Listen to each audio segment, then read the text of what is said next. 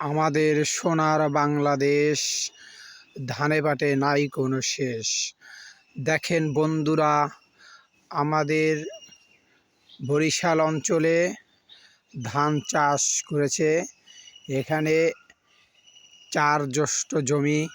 এই 4 জ্যৈষ্ঠ জমি আমার বাড়ির পিছনে মেরামত করা হয়েছে।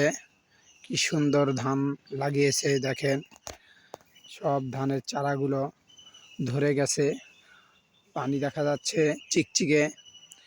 আবার পানি শুকিয়ে গেলে আবার মেশিন দিয়ে পানি দেওয়া হবে। সব সময় পানি থাকতে হবে ধান খেতে। আমার ভিডিওটা দেখে কীরকম লাগলো সুন্দর করে কমেন্ট করে জানাবেন। ধান খেতের এই সাইডে খালি একটি ভিটে বাগান। এই দেখেন, এইটা একটা বাগান। রাত্রির বেলা শুনশান হয়ে যায়।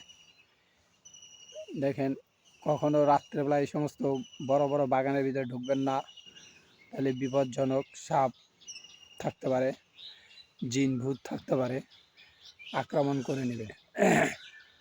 তাই সাবধান, খেয়াল করবেন, এরকম বাগানে ঢুকবেন না।